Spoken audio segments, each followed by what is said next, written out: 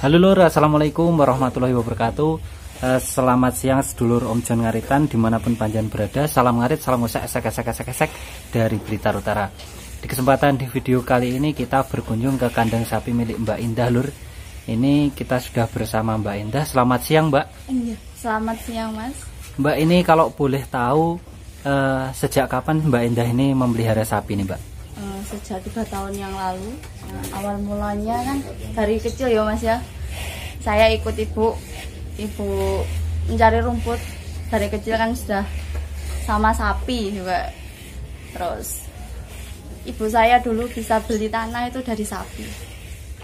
Jadi saya berpikir, oh mobil sudah tidak berguna ya. Dulu memang kami butuh mobil buat berobat ibu. Habis sudah tidak dipakai, kan juga percuma Mas. Buat apa di rumah, saya juga sendiri tidak bisa nyetir ya.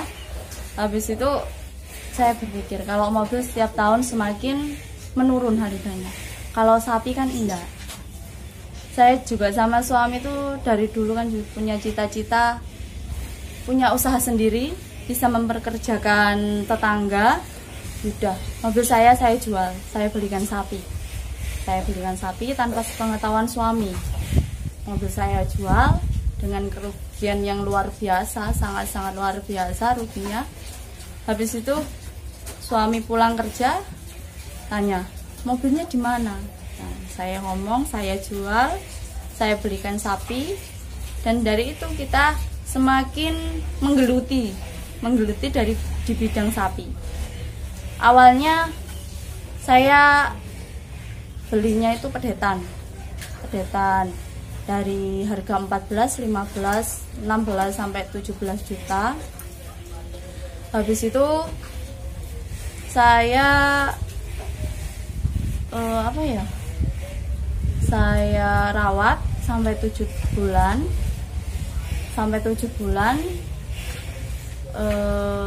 Laku 28, ada yang laku 27.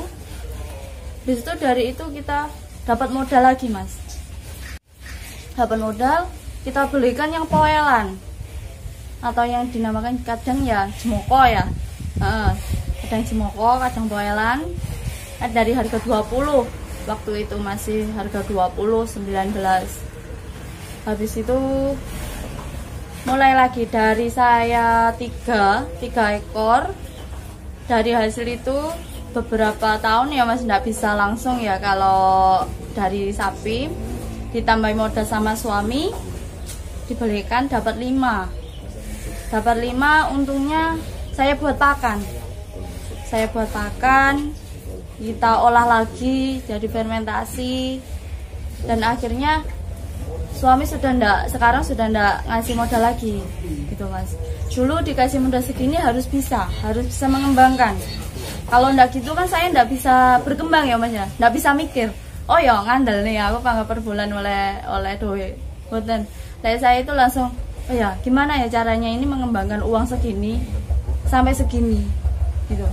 Dari pembangunan kandang, dari pembuatan atap buat fermentasi, dari mesin dan sebagainya.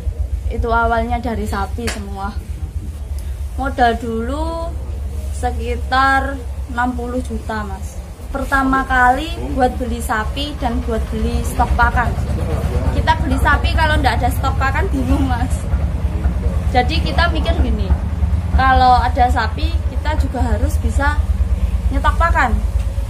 Nah kalau sapinya belum bisa keluar kan otomatis kita nggak punya uang beli stok pakan Mas gitu. Jadi saya belikan harga 16, 14, 17 jutaan itu.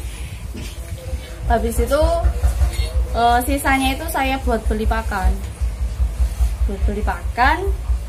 Habis itu untung dari 3 sapi saya tambahi lagi sama masnya itu, Mas Rowi, dibelikan 1 lagi, jadi kan 4. Dari 4 jadi 5 gitu Mas. Terus kemudian ini tadi saya melihat di depan itu ada tumpukan konsentrat Mbak. Apakah itu juga diperjualbelikan? Yang Nutrifet? Iya. Iya. Gini, kalau itu kan tetangga banyak yang peternak sapi ya mas, sapi kecil. Kayak petani-petani kecil buat celengan ya, namanya petani, celengannya mesti di sapi kebanyakan kalau sekitar sini. Jadi kita ya wis, daripada aku golek liya wis sampean anu bae kan ngono. Ya udah, terus saya nyetok pakan, nyetok Nutrifed itu buat orang-orang yang membutuhkan. Kalau petani kan pertama harga terjangkau ya mas ya. Kalau terlalu mahal juga ndak bisa jalan lah di sini, karena namanya petani kadang kembali ke sawah, terus kerja serabutan kan, di sini kebanyakan serabutan gitu. Ya, terus kemudian untuk sapi-sapi di sini itu menggunakan comboran juga mbak? Iya. Kalau boleh tahu comborannya apa aja mbak? Kami pakai gamblong, ampas tahu, sama fermentasi buatan sendiri. Kemudian ini untuk fermentasi itu sendiri ini dibuat sendiri atau? Dibuat sendiri. Formulasi untuk fermentasinya ini siapa mbak? Mas Rowi. Oh gitu? Iya, sama ada bimbingan lah kami. Ada bimbingan, terus Mas Rowi, kita kerja tim mas. Mas Rowi yang cari ilmu, saya yang pelaksananya gitu. Kita kerja tim. Jadi kalau kita kerja tim kan enak ya mas ya, sharing. Kadang oh ya sapi gini gimana ya caranya sapi gini. Jadi kan kita ndak mikir sendiri. Jadi ada sharing-sharing, terus ada teman-teman juga yang mensupport kami dari belakang. Selama beternak sapi ini, apakah sudah pernah menemui kendala mbak? Banyak mas. Banyak ya? Keluh kesahnya banyak sekali saya. Mungkin bisa sedikit diceritakan mbak? Bisa. Dulu awal beli bibitan 20 lebih ya mas ya, 21. Saya beli 2 ekor bibitan 21 sampai 21,5. Sampai sini ambruk mas, masih dosis kayaknya, dikarenakan kena pur ayam dulunya. Sebelum saya itu sudah dipakan yang tidak semestinya buat sapi ya, buat unggas bisa itu. Jadi sampai sini langsung ambruk, dari harga 21 terjual 17 juta. Itu untuk beberapa hari sudah 5 juta saya, 5 juta, 4 juta, 5 juta, sama belum pakannya yang kemarin kan. Yang kedua gimana ya mas ya, kadang kendalanya awalnya sapi nangel comborane 1 sampai 1 bulan itu ndak mau comboran. Kendalanya seperti itu. Terus sapi sakit, sapi kesleo dan sebagainya lah mas, banyak. Kalau peternak sapi pertama harus laten ya, melihat kayak ada benjolan, ada kakinya yang kayak kukunya ngupas dan sebagainya. Terus ini dengan bermacam-macam kendala yang pernah ditemui, kenapa kok tetap pengen memelihara sapi ini mbak? Hobi mbak? Iya, hobi. Saya daripada ke mall pilih ke pasar sapi ya. Hobi, memang hobi. Nah ini mungkin ada sedikit pesan khususnya bagi para peternak pemula dan juga peternak wanita mbak.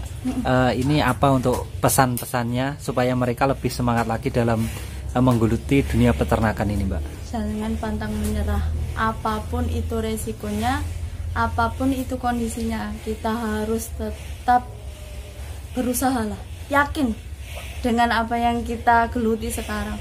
Seperti hari ini harga sapi anjlok, jangan khawatir, suatu saat pasti naik lagi, nggak usah dipikirkan.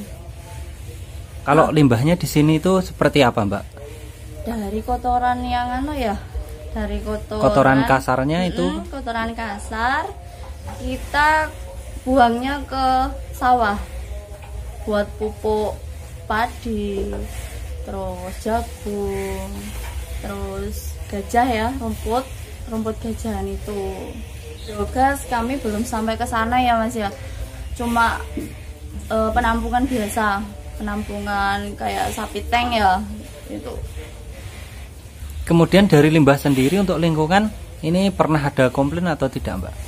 Enggak Mas, karena kan enggak bau ya. Karena dari segi kotorannya kan enggak bau, jadi enggak pernah dikomplain.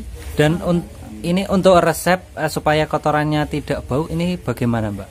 Saya pakai premix Mas. Pakai premix ya? Premix sego pecel itu kan pakai itu penyerapannya semakin bagus, jadi kotoran semakin sedikit. Kemudian ini Mbak, satu lagi untuk mengantisipasi nyamuk dan lalatnya Mbak. Itu kalau di sini menggunakan apa Mbak? Obat lalat Mas. Obat lalat. Itu saya dikasih sama Pak Prof ya, khusus buat lalat. Kan biasanya kalau punggungnya di lalat ya, bisa gatal-gatal kan. Jadi itu biar enggak banyak lalatnya, saya pakai itu. Atau bisa obat lalat. Pakai obat lalat bisa. Banyak dijual di toko hewan tuh, banyak obat lalatnya itu. Pokoknya rajin kita bersihin setiap hari, habis mandi di obat lalat. Insya Allah enggak ada yang ada. Nah, oke dulurku, mungkin cukup sampai sekian ya kesempatan di video kali ini. Mungkin ini bisa menginspirasi dan juga memotivasi dulur-dulur di luar sana supaya lebih semangat dalam beternak sapi. Ternyata beternak sapi itu banyak juga menemui kendala lur. Di kandang satu dan satunya itu istilahnya variatif sekali Mbak ya. Untuk kendala itu kadang di sini sudah mengalami, di kandang lain belum. Nah itu perlu ya diperlukan sharing ya Mbak ya, sharing antara sama peternak. Biasanya kena BEF, seperti cuaca seperti ini kena BEF Mas. Nah, kebanyakan kena BEF. Kalau saya kena BEF, kasih antangin 6, terus dikasih gula putih, kasih minyak goreng ya. Biasanya seperti itu saya mengatasi awal dari BEF. Nah itu dulur pengalaman, kemudian juga sharing awal mula Mbak Indah ini beternak sapi dulurku. Semoga saja dulurku semua makin semangat dalam beternak sapi. Dan ini Mbak mohon maaf pada kesempatan ini saya hanya bisa mendoakan semoga usahanya semakin lancar, nanti peternakan sapinya juga semakin berkembang, kemudian juga mampu menciptakan lapangan pekerjaan yang lebih luas khususnya untuk masyarakat sekitar sini Mbak.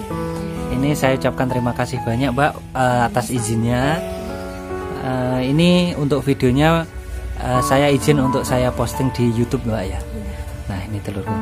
Oke dulur, mungkin cukup sampai sekian kesempatan di video kali ini. Terima kasih banyak untuk Mbak Indah telah diizinkan berkunjung ke kandang ini. Kemudian bagi dulur-dulur yang belum support channel ini, jangan lupa like, komen, subscribe-nya lur. Ini bantu Om John akhir tahun ini tembus 100.000 subscriber dulurku. Salam sukses peternak sapi Indonesia. Wassalamualaikum warahmatullahi wabarakatuh.